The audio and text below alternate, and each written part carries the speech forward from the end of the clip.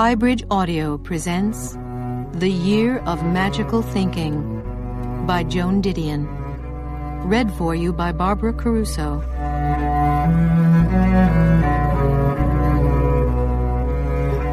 Life changes fast. Life changes in the instant.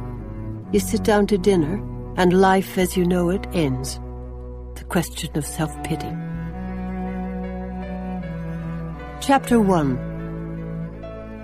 Those were the first words I wrote after it happened. The computer dating on the Microsoft Word file, notes on change.doc, reads May 20th, 2004, 11:11 p.m. But that would have been a case of my opening the file and reflexively pressing save when I closed it. I had made no changes to that file in May. I had made no changes to that file since I wrote the words, in January 2004, a day or two or three after the fact. For a long time, I wrote nothing else. Life changes in the instant, the ordinary instant. At some point, in the interest of remembering what seemed most striking about what had happened, I considered adding those words, the ordinary instant. I saw immediately that there would be no need to add the word ordinary, because there would be no forgetting it. The word never left my mind. It was, in fact, the ordinary nature of everything preceding the event that prevented me from truly believing it had happened, absorbing it, incorporating it, getting past it. I recognize now that there was nothing unusual in this. Confronted with sudden disaster, we all focus on how unremarkable the circumstances were in which the unthinkable occurred.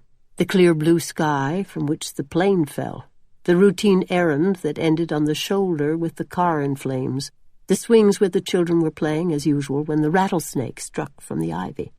He was on his way home from work, happy, successful, healthy, and then gone. I read in the account of a psychiatric nurse whose husband was killed in a highway accident.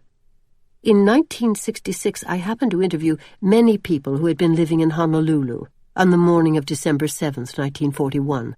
Without exception, these people began their accounts of Pearl Harbor by telling me what an ordinary Sunday morning it had been. It was just an ordinary, beautiful September day. People still say, when asked to describe the morning in New York, when American Airlines 11 and United Airlines 175 got flown into the World Trade Towers. Even the report of the 9/11 Commission opened on this insistently premonitory and yet still dumbstruck narrative note. Tuesday, September 11th, 2001, dawned temperate and nearly cloudless in the eastern United States. And then, gone. In the midst of life we are in death, Episcopalians say at the graveside. Later I realized that I must have repeated the details of what happened to everyone who came to the house in those first weeks. All those friends and relatives who brought food and made drinks, and laid out plates on the dining room table for however many people were around at lunch or dinner time. All those who picked up the plates and froze the leftovers and ran the dishwasher and filled our, I could not yet think my, otherwise empty house, even after I had gone into the bedroom, our bedroom, the one in which there still lay on a sofa a faded terrycloth extra-large robe, bought in the 1970s at Richard Carroll in Beverly Hills, and shut the door.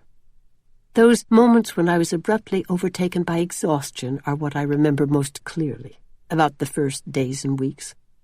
I have no memory of telling anyone the details, but I must have done so because everyone seemed to know them. At one point I considered the possibility that they had picked up the details of the story from one another, but immediately rejected it. The story they had was in each instance too accurate to have been passed from hand to hand. It had come from me.